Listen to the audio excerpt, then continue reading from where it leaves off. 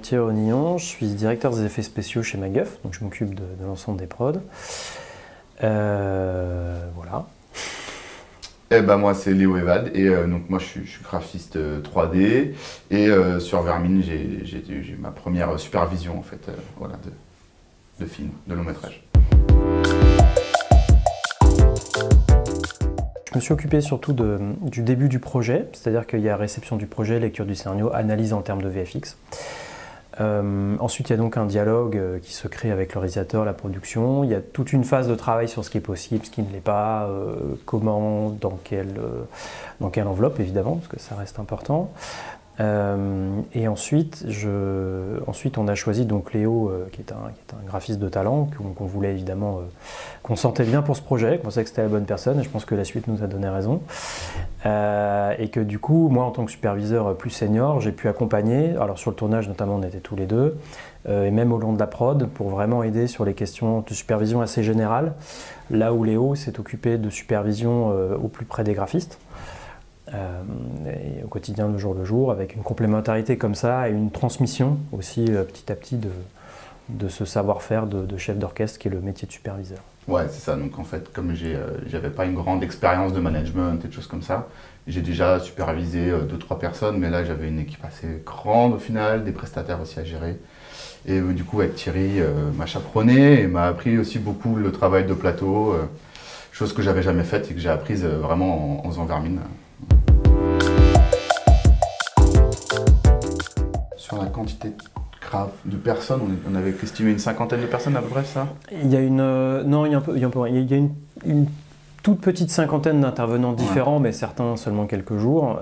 Il y a un gros millier de jours hommes. C'est un peu notre unité de... un peu plus, ouais.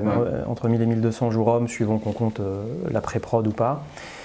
Donc c'est un projet qui a une certaine épaisseur quand même. Et en termes de timeline, on est intervenu assez tôt, ce qui est une très très bonne chose parce que vraiment en termes d'écriture, on a pu aider, donner des opinions, voilà, tout de suite échanger avec le réalisateur qui était très ouvert aux idées. Donc on a suivi aussi les évolutions du scénario, ce qui est déjà passionnant en soi, mais aussi ce qui aide à affiner le projet et sa faisabilité. Donc ça, je crois il y a presque une bonne année avant le tournage. Voilà. J'étais pas encore là, moi, à ce moment-là. Et toi, tu n'étais pas encore là. Et ensuite commence la prépa du tournage. Quand on dit allez, c'est acté, c'est début janvier 2023, on y va. Là, il y a toute cette préparation où il y a du travail de storyboard, du travail de réflexion, des réunions. Comment est-ce qu'on tourne ce plan-là? On peut faire ci, non, on peut pas. Ça, on fait comment? Ça, on fait ça. Oui, d'accord, voilà. Ce qui était assez facile parce que Sébastien est très précis et a des idées vraiment très concrètes. Donc c'était un échange vraiment productif, ça allait vraiment vite. Et après tournage et après post-prod. En premier temps, après le tournage, c'était vraiment, on devait créer les araignées qui étaient au plus proche de celles qui ont été tournées en vrai. Du coup, ça a demandé beaucoup de photos. Un ami qui est photographe qui nous a aidé à prendre plein de photos de rêve d'une araignée. Et d'itérer beaucoup pour trouver, on va dire, les affiner jusqu'au bout des poils de l'araignée, la ressemblance au maximum. Et après, il fallait interpréter le hors échelle des araignées. Et là, c'était un peu le défi. Et il ne fallait pas qu'on tombe dans quelque chose aussi de grotesque. Et du coup, voilà, c'était le gros défi, c'était ça, de ne pas être grotesque sur les grosses araignées. D'ailleurs, ce qui est intéressant, mais c'est même au-delà du réalisme, c'est-à-dire qu'on commence toujours par avoir le réalisme en ligne de mire, on dit bon bah voilà, il faut qu'elle y croie, etc. Et en fait, on se rend compte avec l'expérience que le réalisme ne suffit jamais. C'est-à-dire qu'on veut toujours dire bon bah voilà, faut qu'on y croie, faut qu'elle ait été au tournage, soit, mais il faut toujours quelque chose en plus pour que ça marche en termes de cinéma, parce que c'est en même temps le cinéma, c'est ça, c'est au-dessus du réalisme en fait quelque part. C'est au service d'une histoire, et une fois qu'on a atteint le réalisme, il y a un peu bon bah qu'est-ce qu'on fait maintenant? Et malgré tout, c'est là où l'échange avec la mise en scène était vraiment très très bon, et on insiste sur le fait qu'un effet réussi, c'est forcément une mise en scène réussie aussi, ça c'est capital. Et vraiment, voilà, cette discussion de dire une fois qu'on y croit, qu'est-ce qu'on en fait et qu'est-ce qu'elle raconte. Et c'est pour ça que malgré l'attachement au réalisme, parfois il faut tricher, il faut aller plus loin, comme le font les artistes depuis des millénaires, hein, c'est pas nouveau. Et on triche au plan aussi. Et on triche au On plan. triche au plan, et, c'est jamais voilà. forcément la même araignée dans tous les plans, donc on doit varier. Donc on a triché sur du motion blur qu'on a raccourci pour qu'on voit mieux l'araignée, on a triché sur des couleurs où elles n'auraient pas dû prendre la lumière comme ça, mais on l'a fait comme ça, on la voit mieux. Et en fait, il y a cette espèce d'itération, on a rendu certains poils un peu plus visibles pour qu'elles puissent se découper dans la lumière à contre-jour. Donc il y a en fait ce qui est passionnant, hein, c'est la meilleure partie du travail, c'est qu'une fois ce réalisme atteint, il faut aller encore au-dessus en fait.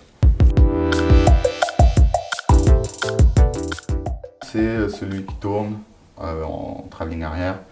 Il y avait beaucoup d'araignées animées, mais on n'est pas dans une quantité suffisante pour utiliser des méthodes qu'on peut utiliser, on va dire, pour faire de la foule ou de la crowd, comme on peut dire. Du coup, en fait, c'est du travail à la main, fait par des gens qui ont animé chaque araignée. On les a toutes posées. Alors, on a mis une quantité, d'une certaine manière, on peut dire, d'une façon automatique.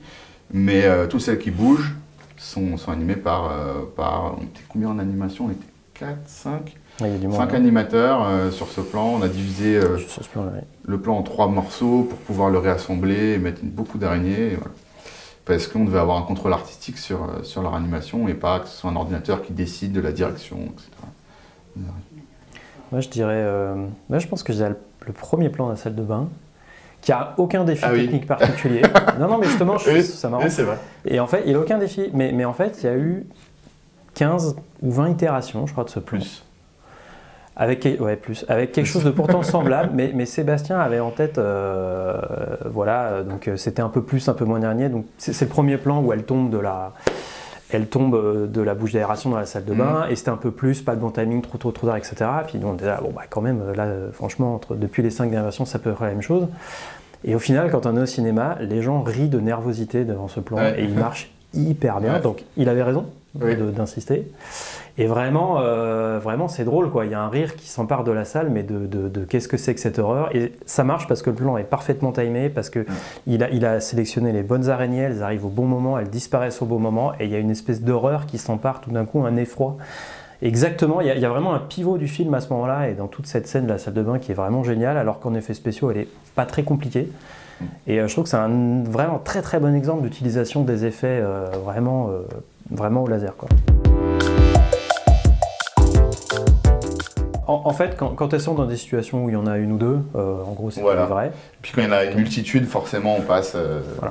Il y a eu des effets aussi où on tourne plusieurs fois l'araignée, qui fait différents. Donc, sur un plan fixe, l'araignée va avoir plusieurs fois des chemins différents. C'est réassemblé tout ensemble, donc ça s'appelle une multipasse. Et comme ça, on a un effet de plusieurs araignées qui se déplacent, notamment dans la salle de bain, dans la douche. Quand elle sort par la gonde, il y en a plusieurs qui sortent et du coup, elles sont réassemblées. Voilà. Et donc ça fonctionne très bien parce que c'est des vraies araignées, il n'y a jamais mieux que des vraies. Alors il y a aussi un truc, c'est quand c'est dangereux pour les comédiens, mais aussi pour les araignées, puisque Sébastien tenait absolument à ce qu'aucune araignée ne soit blessée pendant le tournage, ce qui a été le cas.